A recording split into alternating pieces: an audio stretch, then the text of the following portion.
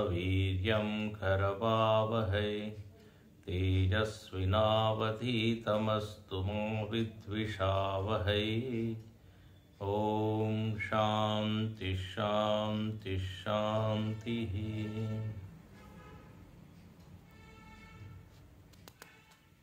तीसरा चौथा मंत्र हम पढ़ेंगे।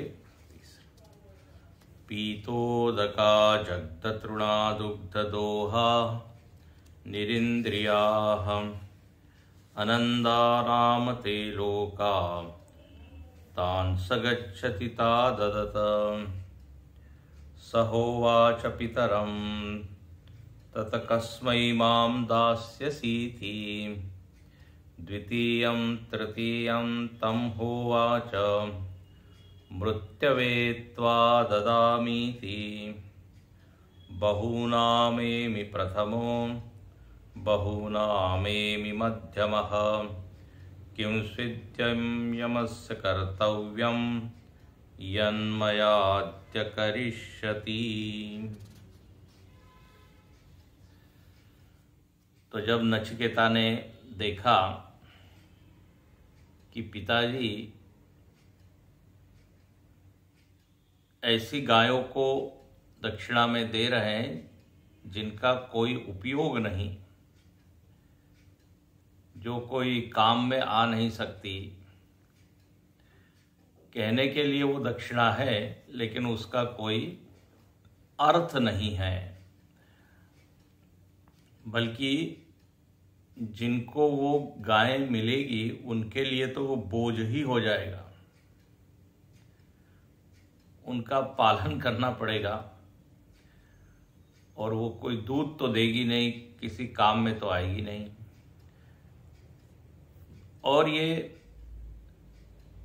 तरीका ठीक नहीं है। यदि कर्म करना है तो उसको व्यवस्थित रूप से जैसा बताया है वैसा करना चाहिए। ये तो इसको कहते हैं ना खाना पूर्ति।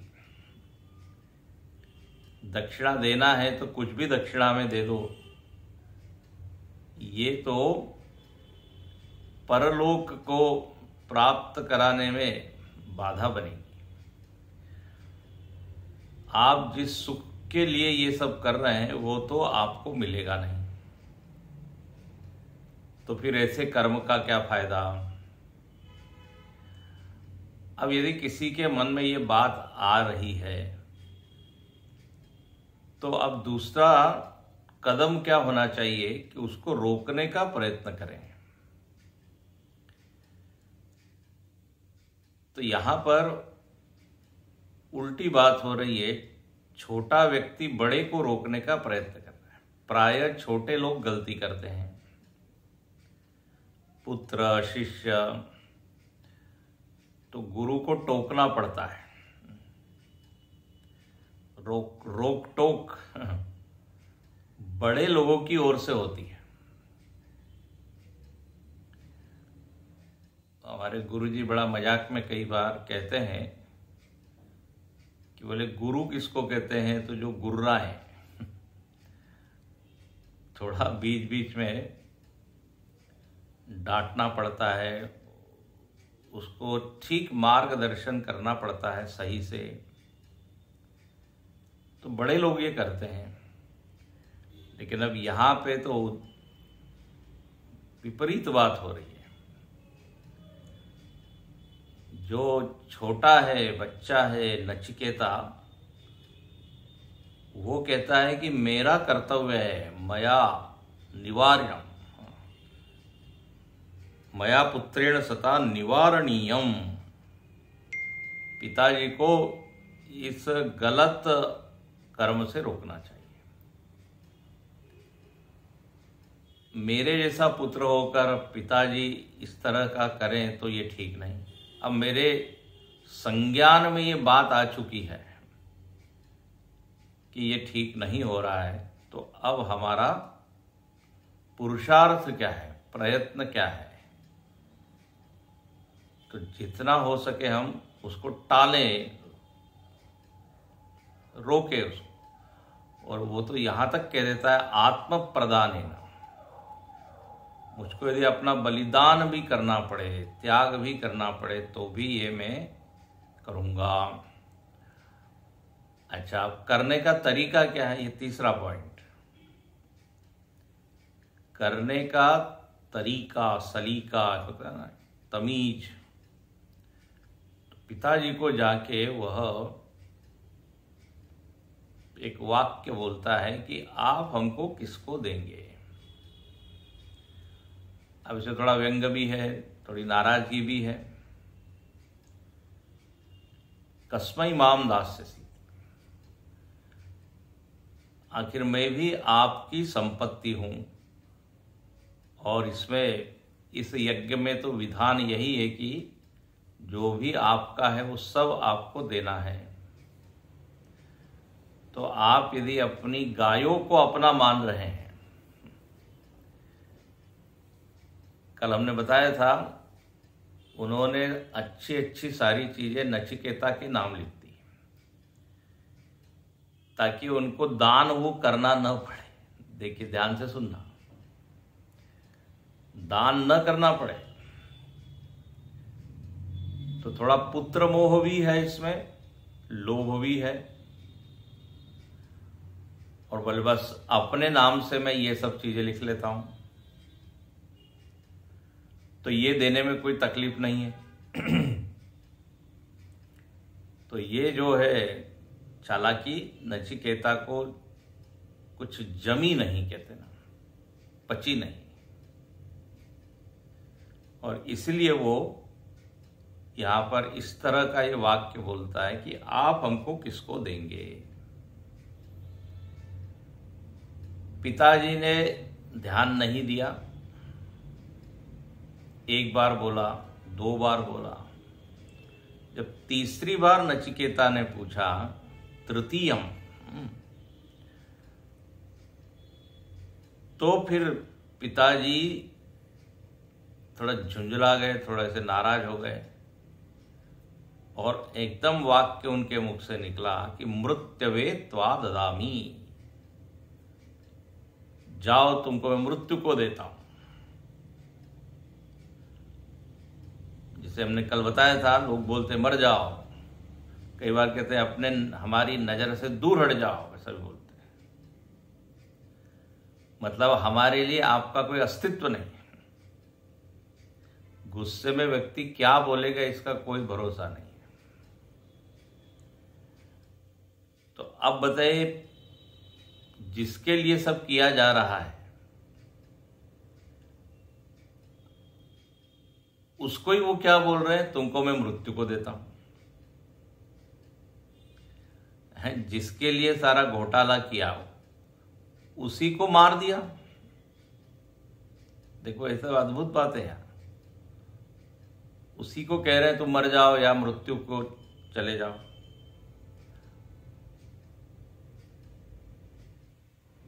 एकमात्र पुत्र है और वो बड़ा सुशील है, बड़ा अच्छा है, और वो पिताजी को संभालने का प्रयत्न करता है, तो पिताजी ही उल्टा जो है ऐसा बोल देते हैं क्रोध में। अब यहां पर नचिकेता का देखिए रिएक्शन। वो सब कई बार होता है जब हमसे कोई गुस्से से बोलता है तो हम भी गुस्से में बोल देते हैं, और इस तरह क्रोध बढ़ते जाता है, क्रोधाग्नि। अब यहां नचिकेता ये बोल सकता था कि पिताजी हम तो आपको सुधारने का प्रयत्न कर रहे हैं और आप हम पर नाराज हो रहे हैं। तो ऐसा न बोलकर वो क्या करता है, अपनी ओर ही उसका ध्यान जाता है और वो सोचने लगा कि आखिर पिताजी ने ऐसा क्यों कहा। देखिए ये घटना जरा सी है, छोटी सी है, लेकिन इसका विश्लेषण करो तो इसमें बहुत सारे आयाम जुड़े हुए हैं। एक तो यहाँ ये आयाम है कि वो पिताजी को अधम लोक में जाने से बचाना चाहता है, तो इसमें पितृभक्ति है, पिता के प्रति आदर सम्मान है। दूसरा, उसकी यदि श्रद्धा है तो वो श्रद्धा वो क्रियान्वित करता है, मतलब श्रद्धा को अपने हृदय में नहीं रखता, श्रद्धा से समन्वित होकर प्रयत्न करता है। कल हम बोल रहे थे श्रद्धा सक्रिय होनी चाहिए, तो जो जो हम कर सकते हैं वो करना चाहिए। अब देखिए, ये भी नचिकेता के जीवन में ये गुण है। श्रद्धा तो है हमारी परमात्मा में, शास्त्र में, गुरु में, लेकिन कभी पूजा नहीं की, कभी उसको आदर नहीं दिया तो क्या लाभ। तो यहां पर ये देखा। और तीसरी बात यह है, वो आत्मविश्लेषण कर रहा है। पिताजी का विश्लेषण करने के बजाय आत्मविश्लेषण कर रहा है कि बहुनाम एमि प्रथमः। आखिर पिताजी ने ये वाक्य बोला है तो इसके पीछे क्या प्रयोजन हो सकता है। ये क्या दंड दे रहे हैं हमको, गलत हमने कुछ कर दिया उसलिए ये हुआ है क्या। लेकिन वो इतना कॉन्फिडेंट है नचिकेता, वो कहता है हमसे गलती हो नहीं सकती, हमें ये वृत्ति नहीं है अधर्म की या पाप की, क्योंकि पाप का फल होता है दंड।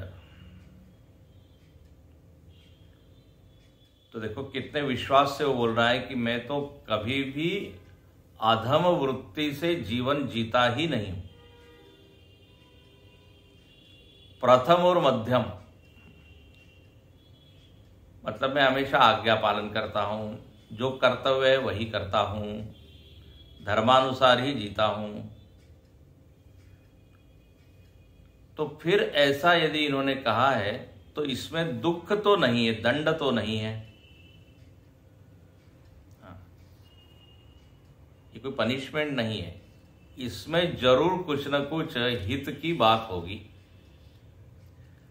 कई बार वाक्य ऐसा होता है मानो कि शाप है, लेकिन उसके अंतरंग में आशीर्वाद छिपा रहता है, और आगे हम देखेंगे ऐसा ही हुआ है। ब्लेसिंग्स इन डिस्गाइज कहते हैं ना, आशीर्वाद शाप के वेश में आ जाता है, छिप के आता है। शब्द क्रोध के हैं, शब्द शाप के हैं मानो, लेकिन उसमें से निकलेगा क्या अभी हम देखेंगे, आत्मज्ञान रूपी अमृत निकलेगा। तो वो ये विचार करता है। अच्छा, ये एक और विचार करता है कि शायद यमराज जी के पास हमारा कर्तव्य हो, कुछ करना होगा, इसलिए भेज रहे हैं। अब बताइए इतने गहराई से कौन विचार करता है। या तो हम उस बात को छोड़ देते हैं या और गुस्सा हो जाते हैं, आपको ये ठीक नहीं, इस तरह से नहीं बोलना चाहिए। ऐसा न करके वो बिल्कुल इतने गहराई से विचार कर रहा है। बताइए कि यमराज के पास यदि मुझको पिताजी भेज रहे हैं तो सीधा न बोल के कि जाओ ये काम करो, शायद वहां जाने पर यमराज बोलेंगे कि अच्छा वेरी गुड, आप आ गए, अब हमारा ये काम कीजिए। तो हो सकता है पिताजी ने सीधे न बोला हो, लेकिन कुछ होगा प्रयोजन। किंचिद यमस्य कर्तव्यम यन मया करिष्यति, मेरे द्वारा वो किया जाएगा। तो पिताजी ने इसलिए ये हमको वहां जाने का आदेश दिया है। देखिए इसका मतलब ये समझ में आता है कि नचिकेता हर घटना को लेके काफी सीरियस है, गंभीर है, और विचार करने में वो कुशल है। घटना के सारे आयामों के ऊपर वो विचार कर रहा है। अब जिसका चित्त सूक्ष्म नहीं होता ना, वो ये नहीं कर पाता, वो तो बात पकड़ ही नहीं पाएगा। वो तो स्थूल जो चित्त वाला है वो या तो नाराज हो जाएगा या छोड़ देगा वही। लेकिन अब यहां पर अच्छा, अब जब ऐसा बोल दिया तो भाष्यकार यहाँ लिखते हैं 10वें पृष्ठ पर प्रथम पंक्ति, आप देखिए, तथापि तत्पितुर्वचो मृषा मा भूत। तथापि मतलब यद्यपि, आगे का यदि वाक्य अब जोड़ी तो यद्यपि मतलब दो ऑप्शन नचिकेता को लगते हैं, या तो कोई प्रयोजन है इसलिए हमको वहां भेज रहे हैं, या क्रुद्ध सन, क्रोधित हो गए, नाराज हो गए इसलिए भेज रहे हैं। तो जो भी हो, पिताजी ने वचन तो दे ही दिया है। तो तथापि तत्पितुर्वचो मृषा मा भूत। अब जो पिताजी ने वचन बोल दिए वो झूठे सिद्ध न हो, झूठे सिद्ध न हो।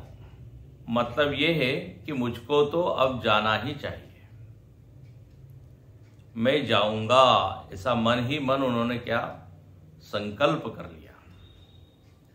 तो पिताजी के वचन झूठे न हो, इति एवं मत्वा परिदेवना पूर्वकम आह। बहुत उसने विचार करके परिदेवना पूर्वकम पिताजी से उसने कहा। क्या कहा? पितरम शोकाविष्टम किम मया उक्तमिति। अब जाके उसने आगे का वाक्य आएगा आगे कि मैं तो जाऊंगा, आपने कहा है।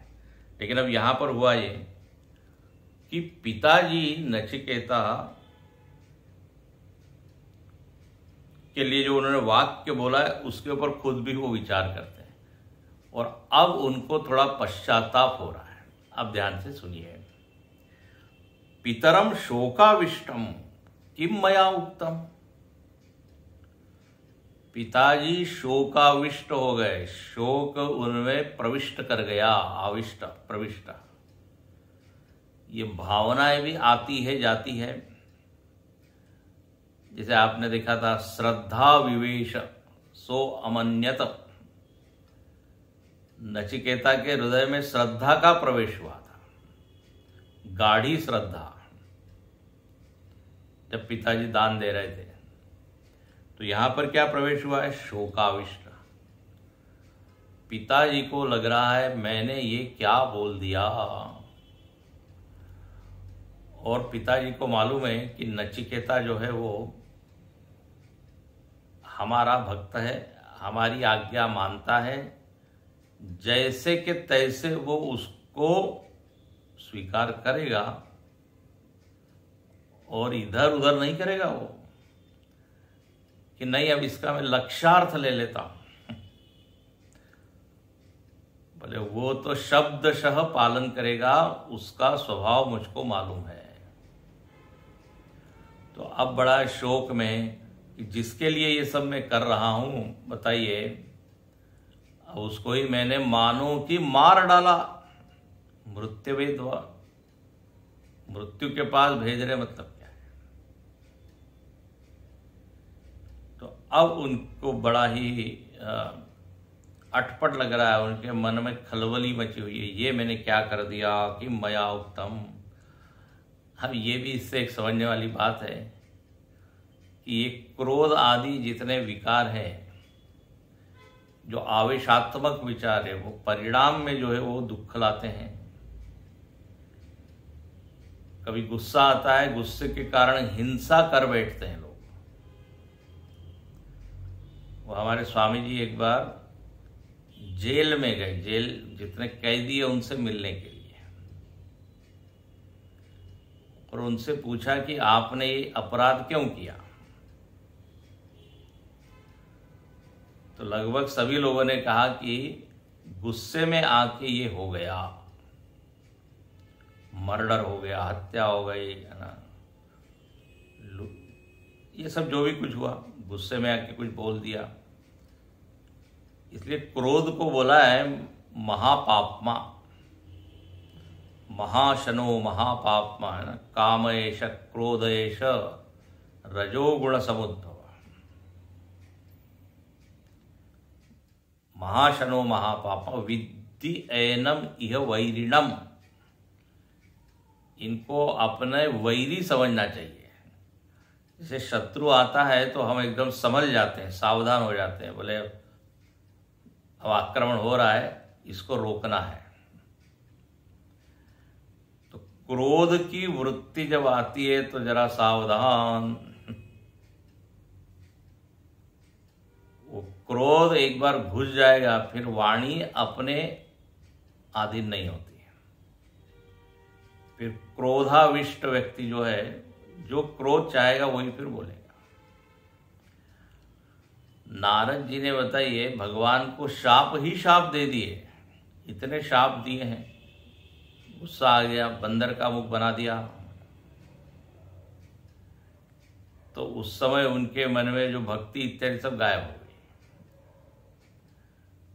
सारा इतिहास उन्होंने सुना दिया। जब समुद्र मंथन हुआ तब भी आपने विष पिला दिया शिव जी को, लक्ष्मी जी को अपने पास रख लिया। ऐसा नारद जी बोलते हैं। आप हमेशा ही ऐसा करते हैं। परम स्वतंत्र न सिर पर कोई, आपके सिर पे कोई है नहीं। तो क्रोध के कारण, अच्छा जब क्रोध उनका शांत हुआ तब बिल्कुल यही बात हुई जो यहाँ पे, एकदम पश्चाताप। तो यहाँ पर इसलिए ये ईर्ष्या, क्रोध, द्वेष, इनके वश में आकर व्यक्ति अपराध कर बैठता है। तो अब उनको ऐसा लग रहा है कि हमको ऐसा बोलना नहीं चाहिए था। लेकिन अब बात तो आपने सुनी है, जो निकले हुए शब्द है वो वापस आ नहीं सकते। निकला हुआ बाण, बीता हुआ समय, ये तीन चीजें ऐसी है जो जाने पर फिर नहीं आती। अब आप चाहे उसको कितना भी, क्या कहते हैं, डैमेज कंट्रोल, नहीं मेरा ये ऐसा नहीं भाव था, ये कहने का मतलब नहीं था, लोग ऐसा बोलते हैं। फिर लोग बोलते हैं मैं अपने शब्द वापस लेता हूं। अब कितने भी शब्द आप वापस लीजिए, वो घाव तो हो गया, सामने वाला घायल तो हो ही गया। तो इसलिए कहते हैं वाणी तो अनमोल है, जो कोई जाने बोल, ही तराजू तोल कर तामुख बाहर खोल।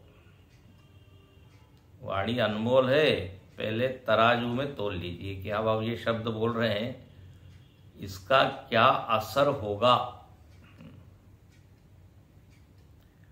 शब्द को तुकाराम महाराज कहते हैं, शब्द ही धागा है और शब्द ही कैंची है। मराठी में उन्होंने कहा है,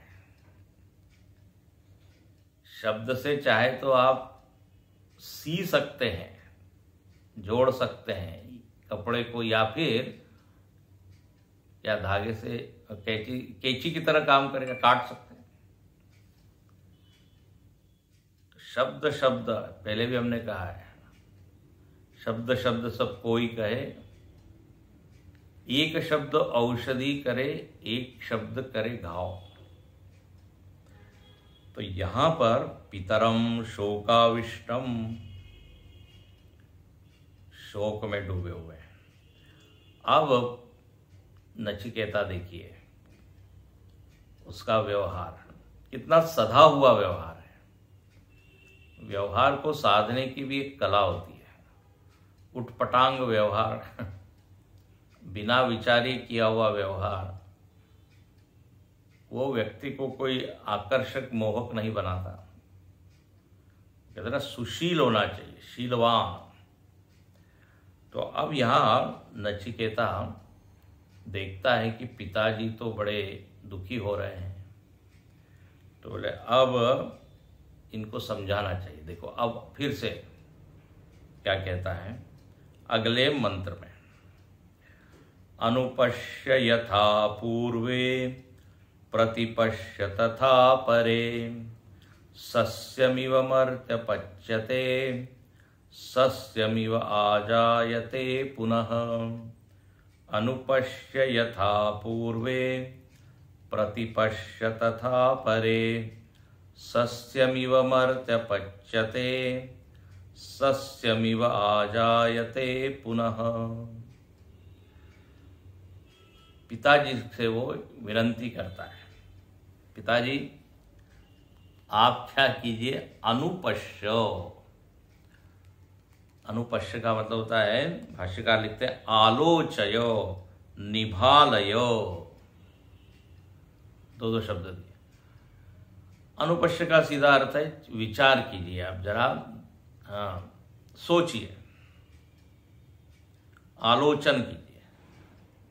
जैसे लोचन होता है ना, लोचन मतलब नेत्र होता है, तो नेत्र से हम क्या है, देखते हैं। नेत्र का काम है वस्तु को स्पष्ट स्पष्ट दिखा देना। ऐसे ही बुद्धि की आंख से जब आप किसी घटना के ऊपर विचार करते हैं तो वो घटना और अधिक क्या होती है, स्पष्ट होती है, उसके सारे आयाम खुल जाते हैं। तो कहते ना आई सी मतलब हाँ मैं देखता हूं, मतलब मैं सोचता हूं, आई विल सी, ऐसा बोलते हैं। अब गीता में आता है पश्यति, यह पश्यति स पश्यति, जो देखता है वही देखता है। तो वहां देखने का मतलब आंख से नहीं देख रहा है, विचार की आंख से देखना है। ज्ञान चक्षु हम सब लोग बोलते हैं। तो कहते हैं आप जरा क्या कीजिए, आलोचय, आप विचार कीजिए, शोक मत कीजिए, विचार कीजिए। जैसे जब वन में भगवान चले गए, सब लोग शोक कर रहे हैं, तो वहां वशिष्ठ जी कहते हैं विचार कीजिए, शोक करने योग्य नहीं है। हाँ, जब दशरथ जी का देहावसान हो जाता तब शोक कर रहे हैं लोग, तो बोले शोक वो नहीं है, अब शोक ये कीजिए कि विचार कीजिए कि अब क्या करना है। तो यहां पर आलोचय निभालय, अनुपश्य, तो अनु मतलब क्रमेण, यथा येन प्रकारेण वृत्ता, बोले क्या विचार करें। नचिकेता कहता है विचार कीजिए, बोले क्या। तो मंत्र देखिए, यथा पूर्वे, बोले जैसे पूर्व के लोगों ने व्यवहार किया है, हाँ जैसा उनका वर्तन है, पिताजी आप जरा उनको ध्यान में रख के फिर अगला कदम उठाइए। ध्यान से सुनिए, बड़ा अच्छा यहां पर है। यथा पूर्वे, यथा मतलब येन प्रकारेण वृत्ताः, भाष्यकार लिखते हैं वृत्ताः। वृत्ता का अर्थ होता है जीवन वृत्त, जीने का तरीका। तो पूर्व लोगों ने, अपने जो बड़े बूढ़े लोग हैं, अपने कुल में जो बड़े बड़े लोग हुए हैं, या समाज में जो बड़े लोग हुए हैं, उन्होंने जिस तरह वर्तन किया है वैसा कीजिए। मतलब ये है कि नचिकेता को लग रहा है कि हो सकता है पिताजी अपने शब्दों को वापस ले लें। ऐसा वो बोलेंगे, नहीं नहीं तुम मत जाओ, मैंने बोल दिया था गुस्से में। अब नचिकेता कहता है बोले हुए शब्द मूर्छा न होए, झूठे न होए। ऐसा ये बोल सकते हैं कि नहीं नहीं अब मत कहिए, तो झूठ हो गया ना, पहले जो बोला था और अब आप बोल रहे हैं, तो वाक्य को परिवर्तन कर देना ही तो झूठ बोलना है। तो इनके वाक्य झूठे न हो, ये हमको रोके नहीं। इसलिए यहां कहते हैं कि देखो, जो बड़े बूढ़े लोग हैं उन्होंने अपने वचन को निभाया है, जैसा उन्होंने बोला है वैसा ही किया है। देखो देखो कैसे विचार कर रहा है, इतना गहराई से। तो इसलिए आपके वचन अब झूठे नहीं होने चाहिए।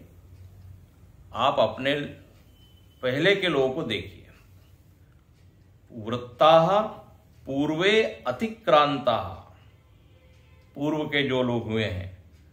और कौन हुए हैं पूर्व के लोग, तो बोले पितृ पितामहादयः तव। सीधे सीधे पिताजी को बोलता है, आपके पिताजी, आपके दादाजी। उन लोगों ने तो ऐसा नहीं किया है कि बोला है और बोलने हुए वचन के विरुद्ध काम किया। तो इसलिए आप क्या कीजिए, यथा पूर्वे, और फिर मंत्र में देखिए, प्रतिपश्य तथा परे। अपरे, अपरे मतलब दूसरे।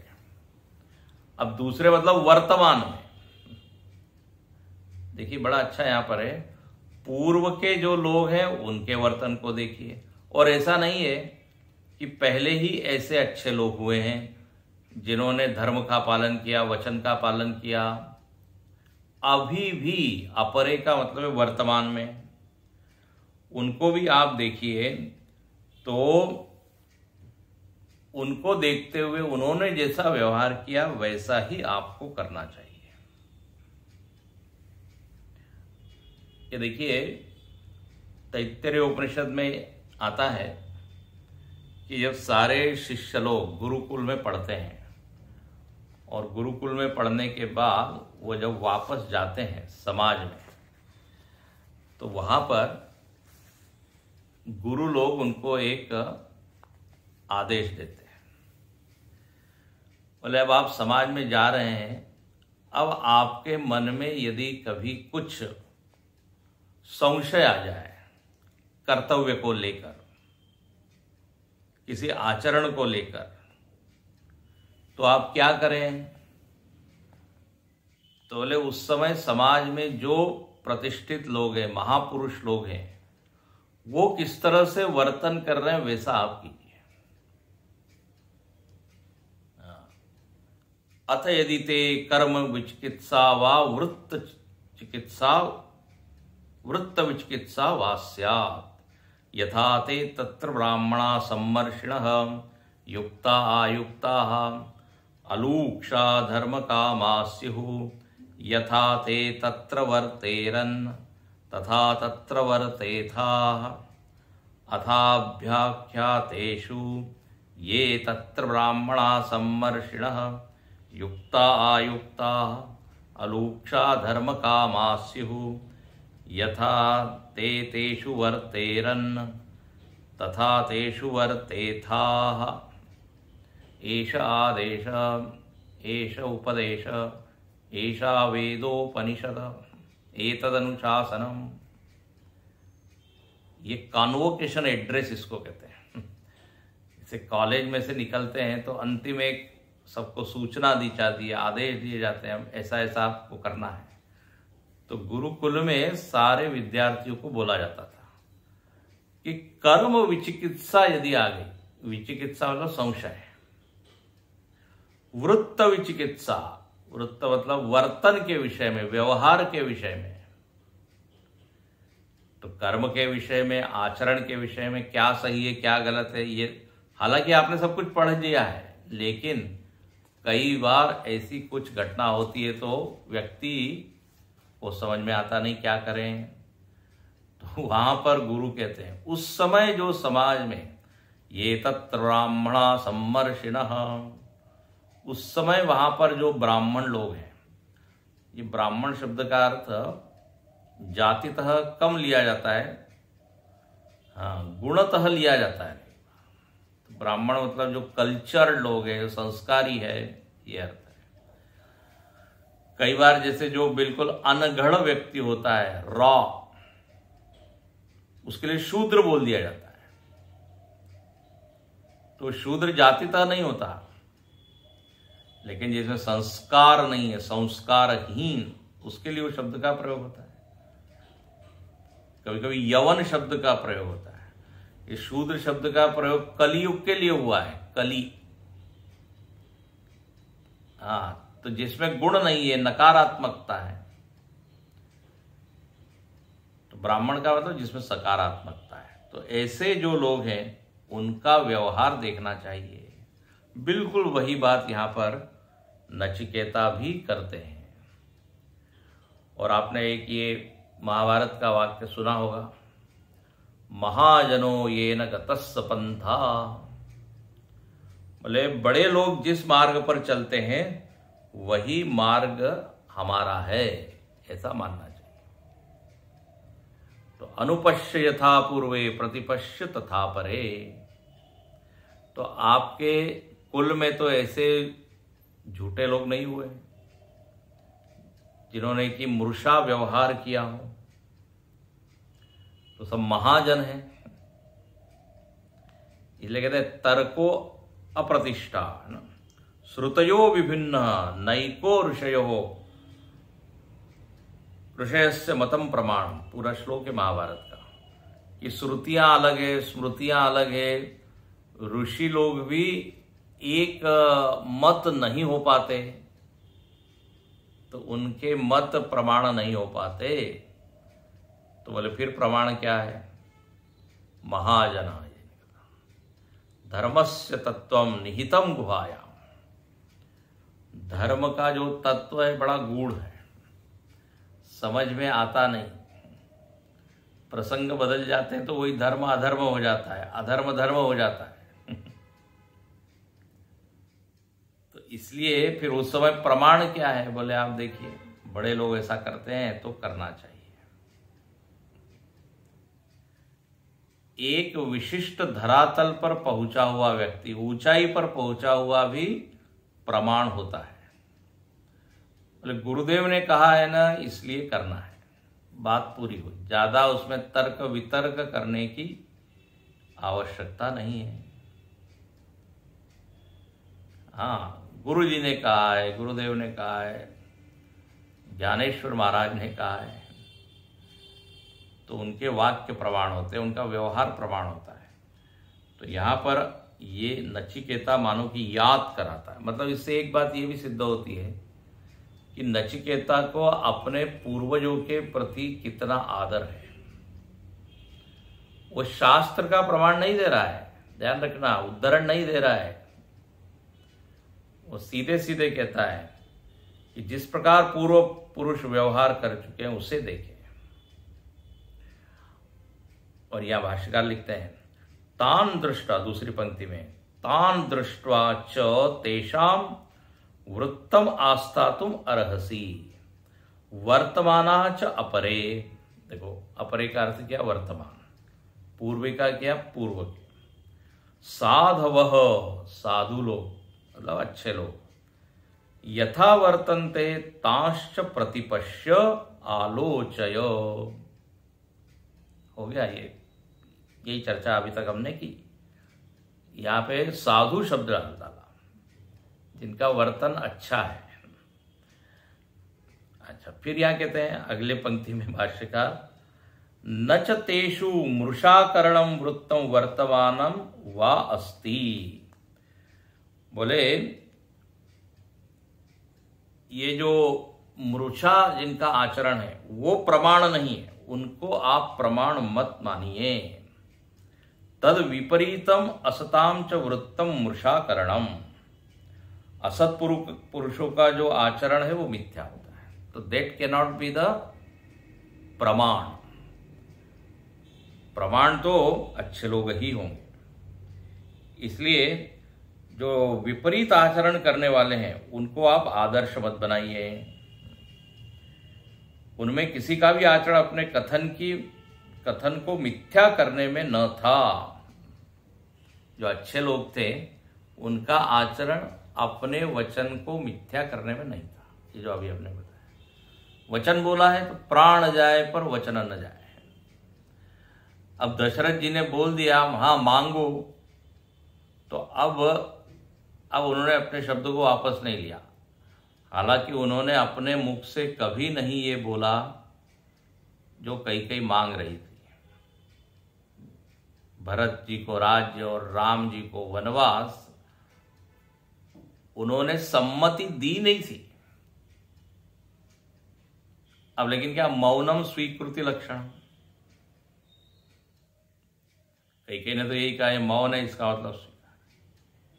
तो वहां पर देखिए, अब उन्होंने शब्द तो बोल दिए कि मांगो, अब बोले मत मांगो मत मांगो।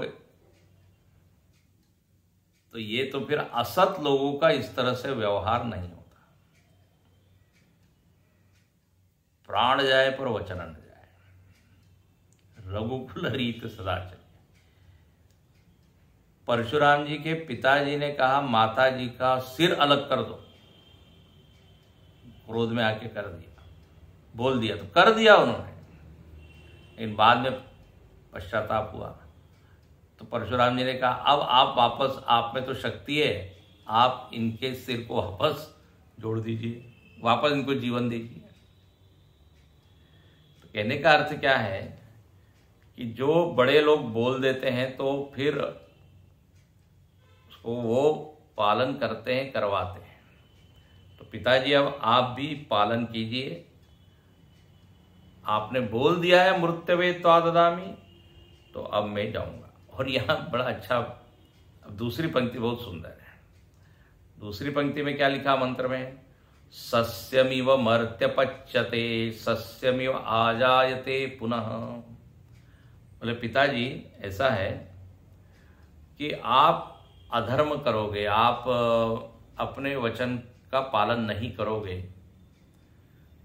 तो उससे आपका जन्म मरण में कुछ परिवर्तन होगा, ऐसा नहीं होगा। जो अधर्म करता है वो भी मरने से नहीं बचता, जो धर्म करता है वो भी मरने से नहीं बचता। देखो ऐसा यहाँ एक ऐसा नया विचार किया है, न च मृषा कृत्वा कश्चित अजर अमरो भवति। मृषा व्यवहार करने से आपको क्या मिलेगा, ध्यान से सुनिए, कितना गंभीर है, सूक्ष्म है। अधर्म करने से आप मरण से बच जाएंगे, बोले ऐसा तो नहीं होगा, क्योंकि लोग कैसे हैं, तो बोले लोग फसल की तरह है।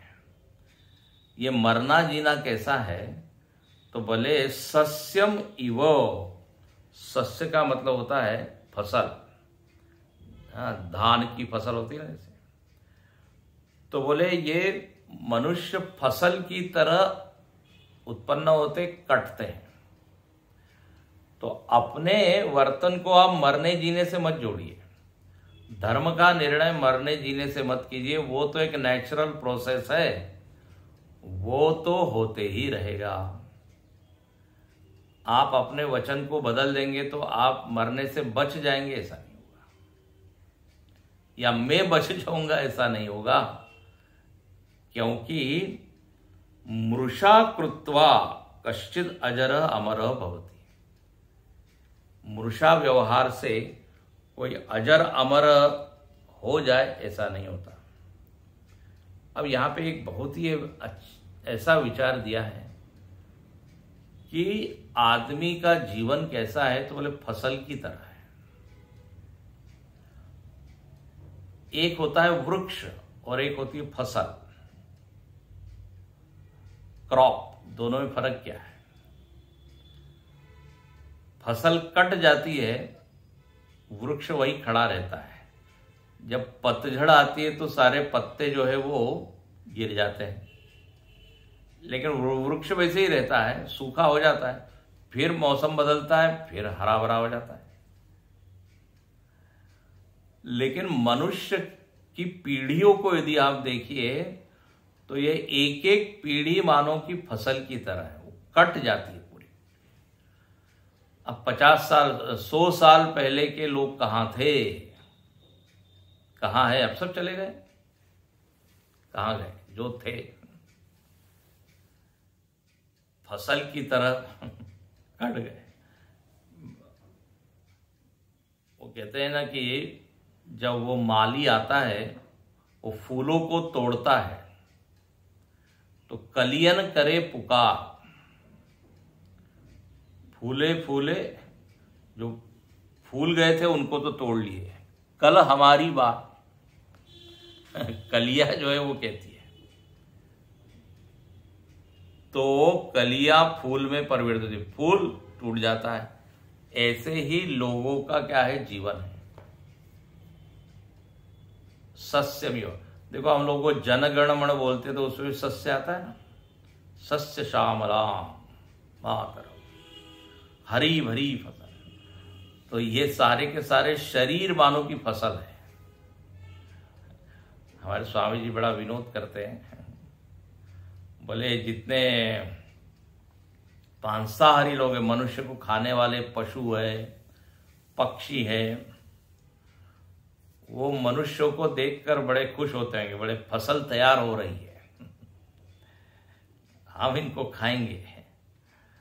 तो उनके लिए तो ये क्या है, अन्न है, अन्न बुद्धि से वो देखते हैं। तो सस्यमिव मर्त्य पच्यते, मनुष्य लोग जो है, मर्त्य जो है वो पच्यते, धीरे धीरे पकते हैं। पच्यते का अर्थ क्या है, जीर्ण। शरीर क्या होता है, जीर्ण शीर्ण होता है। जीर्यन्ते क्या कहते हैं, चक्षुश्रोत्रम च जीर्यन्ते, सब चीज जीर्ण शीर्ण होने लगती है, फसल जैसे पकती है। चक्षुश्रोत्रम च जीर्यन्ते, आंख है, कान है, ये धीरे धीरे रिटायर होने लगते हैं। रिटायर, जरा अवस्था में ये सब अनुभव होता है। किसी व्यक्ति को कहा जाए आप जरा पढ़िए जरा ये किताब, और दूसरा ही प्रश्न फिर करना पड़ता है, चश्मा लाए हैं कि नहीं साथ में, तो अब चश्मे के बिना नहीं। बोले सुनाई दे रहा है आपको, बोले नहीं, क्यों, बोले वो मशीन नहीं लाया हूं।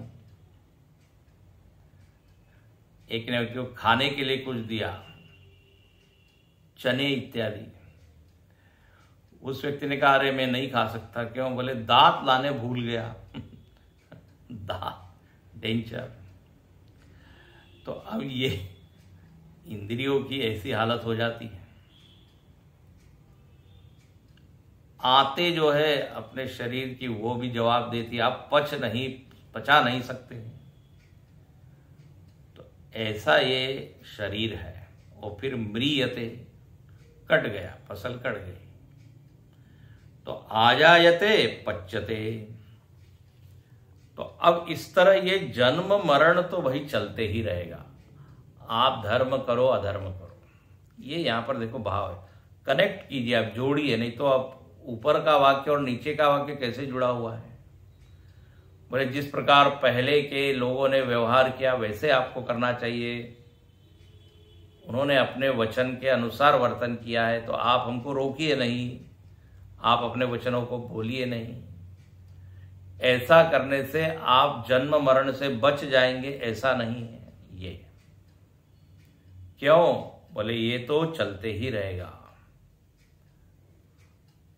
अब अधर्म करने से भी मरना है और धर्म करने से भी मरना है, तो वाई नॉट धर्म करो, ये भाव है। भाई धार्मिक व्यक्ति का भी देह छूटता ही है, छूटा ही है, अधर्मी का भी। तो बेटर है कि अगला जन्म हमारा ठीक होगा यदि धर्म पूर्वक व्यवहार करके हम देह को छोड़ें, ये यहां पर भाव है।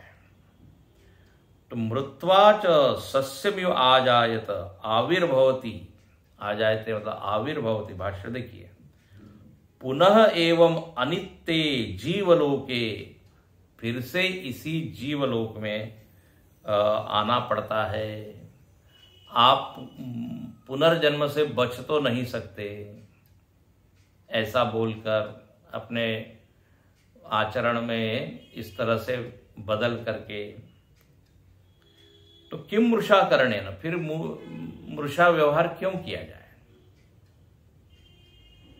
इसलिए पालयो आत्मनः सत्यम, इसलिए आप अपने सत्य का पालन करें। बताइए क्या चिंतन है नचिकेता का, आगे पीछे का विचार करके वो सब बोल रहा है। यद यद आचरति श्रेष्ठ तत्तदेव इतरो जना, श्रेष्ठ लोग जैसा आचरण करते हैं वैसा ही करना चाहिए, भावना के वश में नहीं करना चाहिए। तो कहते हैं पालय आत्मनः सत्यम। टिप्पणीकार लिखते हैं पालय आत्मनः सत्यमिति, सत्यम कृत्वा ही भवति अजरामर, सत्येन पंथा विततो देवयान इति श्रुते है इति भाव। हाँ, टिप्पणीकार याद कराते हैं मुंडकोपनिषद की श्रुति। मुंडक में आया है ना, सत्येन पंथा विततो देवयान। जिन्होंने मुंडक उपनिषद पढ़ा होगा उनको याद आया होगा कि ऐसा कुछ आया था, सत्यमेव जयते नानृतम। वहाँ सत्य के ऊपर बहुत चर्चा हुई थी। तो बोले आप अपने वचन पर टिके रहें, उसी से लाभ होगा। और क्या करें, ये अंतिम वाक्य, प्रेषय माम यमाय इति अभिप्राय। आप मुझको यमराज के पास भेजिए। ये फाइनल शब्द नचिकेता कहता है। इतना जो पूरा उसने भाषण दिया या विचार करवाया, फाइनली व्हाट यू वांट्स, कि पिताजी डोंट चेंज यूर ऑर्डर। जो आदेश इंस्ट्रक्शन दिया है उसके अनुसार आप मुझको भेजिए। अब पिताजी ने कहा बाप रे, इतना बड़ा इसने भाषण ही दे दिया है, ठीक है अब जाओ। अब एक बात यहाँ पर आपको कल बताएंगे, इस पर विचार करना चाहिए कि मृत्यु के पास भेजना मतलब क्या। और ये नचिकेता मृत्यु के पास गया भी, तो मृत्यु के पास कोई कैसे जा सकता है। देह को धारण करते हुए, रखते हुए, मरण तो जब होता है तो ये देह छूट जाता है, फिर जाता है व्यक्ति। यहां तो नचिकेता गया है, तो इसका क्या भाव होना चाहिए, जरा इसके ऊपर विचार करना चाहिए। लोग बोलते भी है, बोले ये कैसे, क्या यमराज के पास ये देह लेके चला गया। यम के पास तो मरने के बाद जाया जाता है। तो इसका क्या अभिप्राय होना चाहिए, इसके वजह से सांकेतिक अर्थ होना चाहिए, वो हम देखेंगे। अब हुआ ये कि नचिकेता को जब बोल दिया कि ठीक है, यहाँ कुछ बोला नहीं है लेकिन अब वो मौन रह गए, इसका मतलब क्या है, जाओ। और यहां से नचिकेता चलता है और यमराज के पास जाता है। अब यमराज के पास जाने के बाद क्या हुआ, तो वो अगले मंत्र में है। ये मंत्र हम पढ़ते हैं, कल देखेंगे। वैश्वानर प्रविशति अतिथिर्ब्राह्मणो गृहान् तस्यैतां शांतिं कुर्वन्ति हरवैवस्वतोदकम्। पहुंच गया, नचिकेता पहुंच गया, फास्ट पहुंचा।